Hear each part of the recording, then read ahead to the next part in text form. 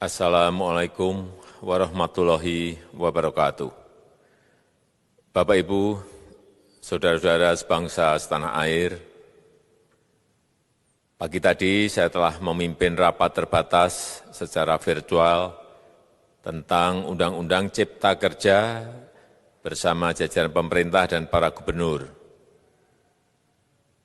Dalam undang-undang tersebut terdapat 11 klaster yang secara umum bertujuan untuk melakukan reformasi struktural dan mempercepat transformasi ekonomi. Adapun klaster tersebut adalah urusan penyederhanaan perizinan, urusan persyaratan investasi, urusan ketenagakerjaan, urusan pengadaan lahan, urusan kemudahan berusaha, urusan dukungan riset dan inovasi, urusan administrasi pemerintahan, urusan pengenaan sanksi, urusan kemudahan pemberdayaan dan perlindungan UMKM, urusan investasi dan proyek pemerintah, serta urusan kawasan ekonomi. Dalam rapat terbatas tersebut, saya tegaskan mengapa kita membutuhkan Undang-Undang Cipta Kerja. Pertama, setiap tahun ada sekitar 2,9 juta penduduk usia kerja baru, anak muda yang masuk ke pasar kerja, sehingga kebutuhan atas lapangan kerja baru sangat-sangat mendesak. Apalagi di tengah pandemi, terdapat kurang lebih 6,9 juta pengangguran dan 3,5 juta pekerja terdampak pandemi COVID-19. Dan sebanyak 87% dari total penduduk bekerja memiliki tingkat pendidikan setingkat SMA ke bawah, di mana 39% berpendidikan sekolah dasar. Sehingga perlu mendorong penciptaan lapangan kerja baru, khususnya di sektor padat karya.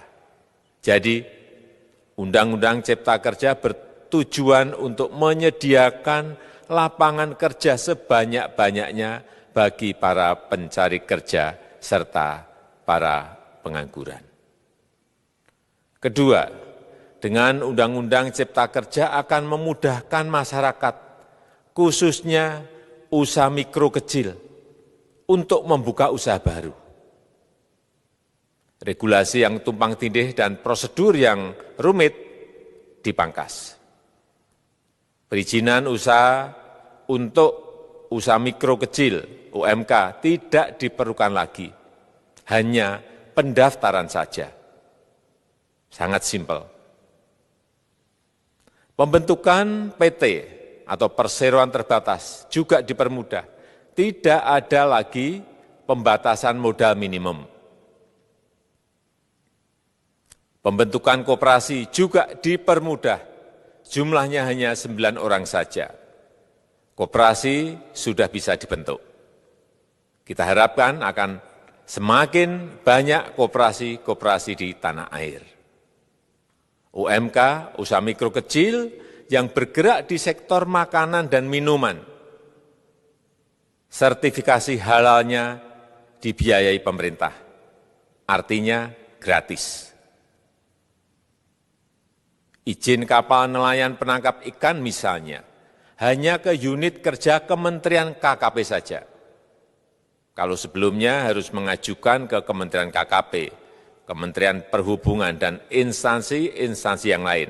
Sekarang ini cukup dari unit di Kementerian KKP saja. Ketiga, Undang-Undang Cipta Kerja ini akan mendukung upaya pencegahan dan pemberantasan korupsi. Ini jelas karena dengan menyederhanakan, dengan memotong, dengan mengintegrasikan ke dalam sistem perizinan secara elektronik, maka pungutan liar, pungli dapat dihilangkan. Namun, saya melihat adanya unjuk rasa penolakan Undang-Undang Cipta Kerja yang pada dasarnya dilatar belakangi oleh disinformasi mengenai substansi dari undang-undang ini dan hoax di media sosial. Saya ambil contoh, ada informasi yang menyebut tentang penghapusan UMP, upah minimum provinsi, UMK, upah minimum kota kabupaten, UMSP, upah minimum sektoral provinsi. Hal ini tidak benar, karena faktanya upah minimum regional, UMR, tetap ada. Ada juga yang menyebutkan bahwa upah minimum dihitung per jam. Ini juga tidak benar. Tidak ada perubahan dengan sistem yang sekarang. Upah bisa dihitung berdasarkan waktu dan berdasarkan hasil. Kemudian adanya kabar yang menyebutkan bahwa semua cuti sakit, cuti kawinan, cuti khitanan, cuti baptis, cuti kematian, cuti melahirkan, dihapuskan. Dan tidak ada kompensasinya. Saya tegaskan juga ini tidak benar. Hak cuti tetap ada dan dijamin. Kemudian apakah perusahaan bisa mem-PHK kapanpun secara sepihak? Ini juga tidak benar. Yang benar, perusahaan tidak bisa me-PHK secara sepihak.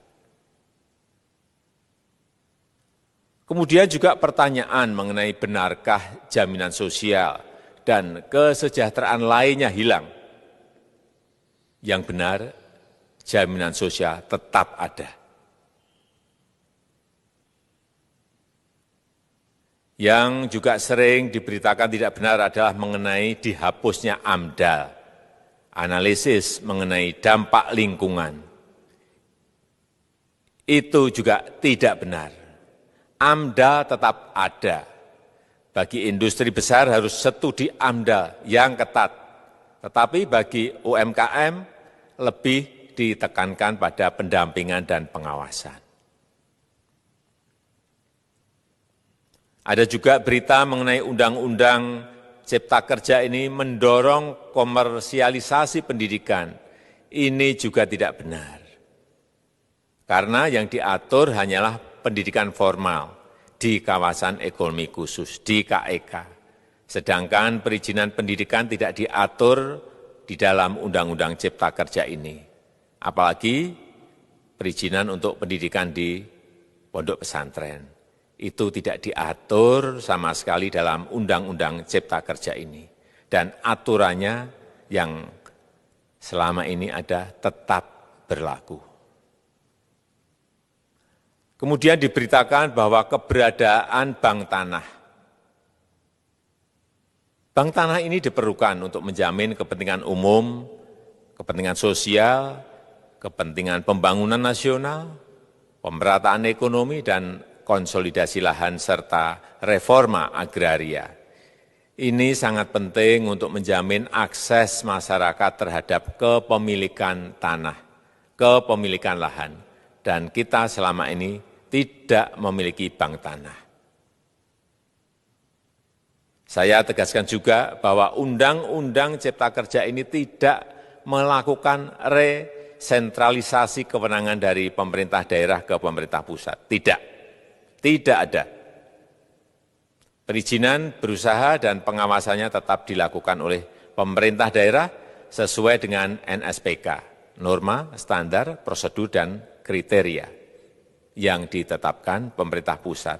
Ini agar dapat tercipta standar pelayanan yang baik di seluruh daerah. Dan penetapan NSPK ini dapat nanti akan diatur di dalam PP atau peraturan pemerintah. Selain itu, kewenangan perizinan untuk non-perizinan berusaha tetap ada di Pemda, sehingga tidak ada perubahan. Bahkan kita melakukan penyederhanaan, melakukan standarisasi jenis dan prosedur berusaha di daerah. Dan perizinan berusaha di daerah diberikan batas waktu. Ini yang penting di sini. Jadi ada service level of agreement. Permohonan perizinan dianggap disetujui bila batas waktu telah terlewati. Saya perlu tegaskan pula bahwa Undang-Undang Cipta Kerja ini memerlukan banyak sekali peraturan pemerintah atau PP dan peraturan presiden atau Perpres. Jadi setelah ini akan muncul PP dan Perpres yang akan kita selesaikan paling lambat 3 bulan setelah diundangkan. Kita pemerintah membuka dan mengundang masukan-masukan dari masyarakat dan masih terbuka usulan-usulan dan masukan dari daerah-daerah. Pemerintah berkeyakinan melalui Undang-Undang Cipta Kerja ini jutaan pekerja dapat memperbaiki kehidupannya dan juga penghidupan bagi keluarga mereka. Dan kalau masih ada, jika masih ada ketidakpuasan terhadap Undang-Undang Cipta Kerja ini, silahkan mengajukan uji materi atau judicial review melalui MK, Mahkamah Konstitusi. Sistem ketatanegaraan kita memang mengatakan seperti itu. Jadi, kalau masih ada yang tidak puas dan menolak, silahkan diajukan uji materi ke MK. Saya rasa itu yang bisa saya sampaikan pada kesempatan yang baik ini. Terima kasih. Wassalamualaikum warahmatullahi wabarakatuh.